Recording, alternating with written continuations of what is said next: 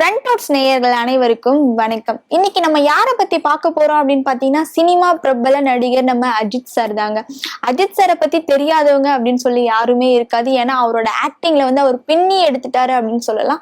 இன்னுமே நிறைய படத்துல ஆக்ட் பண்ணிட்டு தான் இருக்காரு. இப்போ அவரோட விடாமுயற்சி படம் இப்போ கூடிய சீக்கிரம் வெளிவர போகுது. எல்லாருமே எதிர்பார்த்துட்டு இருக்கோம். எதிர்பார்த்துட்டு இருக்கிற ஒரு டைம்ல அவருக்கு பத்மபூஷன் விருது வழங்கியிருக்காங்க. நம்ம குடியரசுத் தலைவர் திரௌபதி முர்மு மற்றும் மோடி அவர்கள் அவங்களுக்கு வழங்கியிருக்காங்க. அதனால மோடிக்கும் திரௌபதி முர்முவுக்கும் என்னோட நன்றியை நான் தெரிவிச்சுக்கிறேன் அப்படின்னு சொல்லிட்டு எக்ஸ்தல பதிவுல அஜித் குமார் சார் சொல்லியிருக்காரு. இந்த விருதை நான் வாங்கினதுக்கு ரொம்ப மகிழ்ச்சி அடைகிறேன். என்னோட ஃபேமிலி யார் ஃப்ரெண்ட்ஸ் என்னோட மனைவி எல்லாருமே ரொம்ப சந்தோஷமா இருக்காங்க அப்படின்னு சொல்லியிருக்காரு.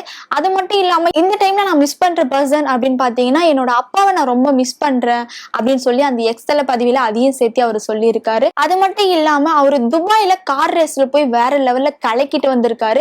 அவரு கலக்கினது அப்படின்றத விட துபாயே கலக்கிட்டு வந்திருக்காரு அப்படின்ற மாதிரி சொல்லலாம். அவர் மக்கள் மனசுல ரொம்பவே இடம் பிடிச்சிட்டாரு. இப்போ விடாமுயற்சி படத்துல எவ்வளவு இடம் பிடிக்க போறாரு அப்படின்னு சொல்லி தெரியல. அந்த டைம்ல இவருக்கு பத்மபூஷன் விருது வழங்கினது உண்மையாவே ரொம்ப பெரிய விஷயம் அப்படின்னு சொல்லலாம்.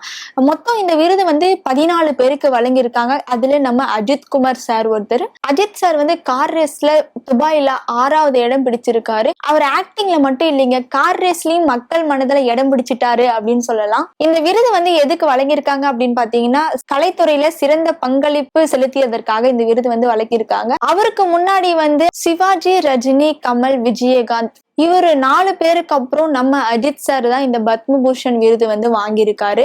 உண்மையாவே ரொம்ப பெருமைப்பட வேண்டிய ஒரு விஷயம் தான். விடாமுயற்சியோட பாடல் எல்லாமே வெளிவந்துருச்சு. பாடல் எல்லாமே நம்ம பார்த்துட்டோம். இப்ப விடாமுயற்சி படத்துக்காக தான் ரொம்ப எதிர்பார்த்துட்டு இருக்கும் மக்கள் எல்லாருமே. அவர் ரசிகர்களுக்கு கொடுக்கிற ஒரே ஒரு வேண்டுகோள் என்ன கடவுளே அஜித் அப்படின்னு மட்டும் தயவு செஞ்சு கூப்பிடாதீங்க, வேண்டாம் அப்படின்னு சொல்லி அவர் சொல்லியிருக்காரு. நீங்க தல அஜித் குமார் சாரை பத்தி என்ன நினைக்கிறீங்க அப்படின்னு சொல்லிட்டு மறக்காம கமெண்ட் பாக்ஸ்ல கமெண்ட் பண்ணுங்க.